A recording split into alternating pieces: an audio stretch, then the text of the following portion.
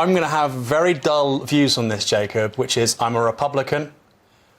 This is not the top of my political agenda.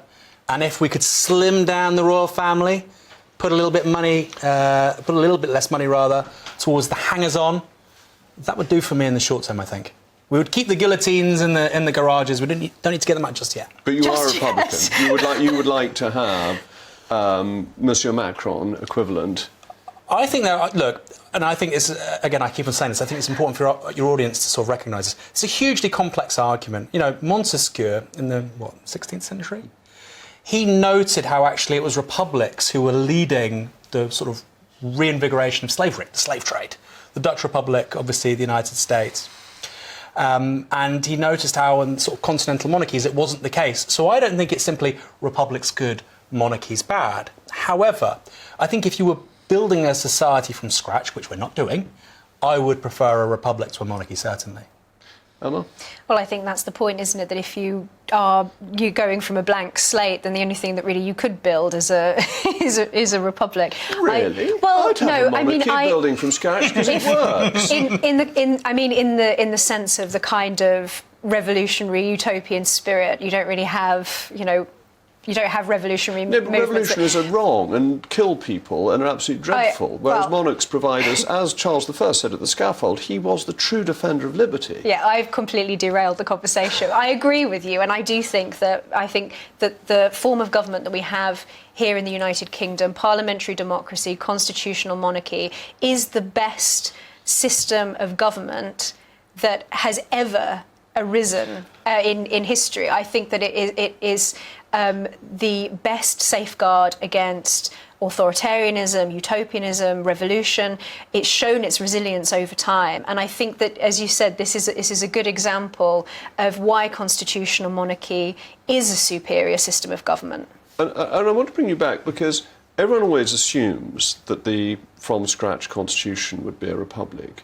But that's because the conversation on government has changed from what produces the best government, which Emma was saying we've got, to what is the most democratic government. And actually, having checks and balances, as the US put in by having the Senate being less democratic than the House of Representatives, and what we have with a constitutional monarch, gets to a balanced government that is better for everybody.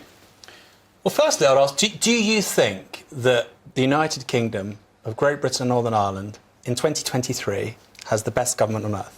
I think we have the best system of government, yes. I think... but is it expediting the most effective I think parliamentary sovereignty in with an independent judiciary and a free press is the best way of having government. You've bolted on some nice things like a free, but that's got nothing to do with the constitution. They've all emerged from the constitution that we've got. I don't see. A free press is a separate issue. You said judiciary. I can understand that part of it. But the judiciary takes an oath to the king, not to the democracy. I think it's a very interesting debate. What I would say, for instance, about the United States, for instance, is the most powerful institution in that country is a judiciary. Nobody votes for it. And yet we see it as this bastion of sort of democratic rights. And I think that's the greatest weakness, why I think the US Constitution is not as good as our Constitution. I think it's a very legitimate because criticism. They've got a deeply politicised judiciary. I think it's a very legitimate criticism. But I don't think that means that we can't improve our own system. And that's probably where you and I would disagree. You would say that actually what we have with the Lords, what we have with the Monarch, what we have with the Commons, etc., it is broadly what you'd like to see. I would disagree. I quite like the fact we have an independent Supreme Court. I wouldn't like something like the United States, for instance. And what I would say is, and you're going to not like this, the finest moment in this nation's history for me was when Cornet Joyce arrested Charles I.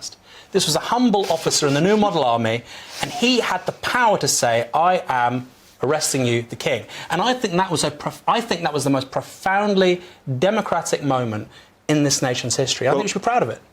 Actually, I'd go back further. I'd go back to John Fortescue saying that the King of England is under the law, whereas the King of France is the law. And what I think is so interesting is that here we are, when was he writing? Around 1485. So here we are now, and actually this is still true, that our constitution works because the government is under the law. Is Prince Andrew under the law? Of course he is. Whereas the French, it's still the case that the state is more powerful than the law. And I think Fortescue, John Selden, many of the writers in the conservative tradition understood that rationalism and that is the case in revolutionary states like France. Rationalism isn't the best source as the basis of government. And as you say, Fortescue did have this idea of the king being subject also to the law in comparison with the absolutism in France. And I think that what we have here in the United Kingdom is something that has gradually and organically evolved into, I would say, ideally, a perfectly balanced ecosystem that functions in order to protect the maximum liberty of the subjects of the crown. That isn't to say that there haven't been a few foxes let into the hen coop, reforms to the House of Lords, for example, or the Supreme Court, many of the things that Tony Blair brought in, that have thrown things out of whack and that have led, I think, to a situation now where things are not ideal and where the common law isn't necessarily functioning in the most ideal way imaginable. But that isn't to say that, as you said yourself, that the system itself isn't in its core the best system for protecting liberty. But do you? I'll pose this to you because you said it already, but to you as well. Do you sincerely both believe that Prince Andrew is being treated like any private citizen would be, given the allegations against him? He's under the law. But I think if any private individual was subject to the kinds of allegations he has been, they would be treated profoundly differently. Nobody has sought to charge him with any offence. I think he has been harder treated than a private citizen who wouldn't have got all the publicity about it, when he hasn't been accused of any crime. There are lots of mud's been thrown at him, but he hasn't been accused of any crime. Well, no, he has been accused. There have been concrete allegations. There have been allegations, not by a court. He's not been found guilty. No, I'm saying that very clearly. Or even proposed to be charged. So now I think Why is he not willing to go to the United States then to sort of at least answer certain questions, which is something he's refused to do?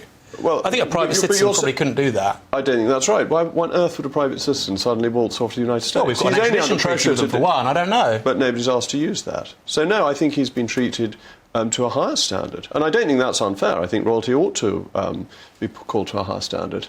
I agree. Excellent, because we've got to stop on that notice. It's nice to finish on somebody agreeing with me for once.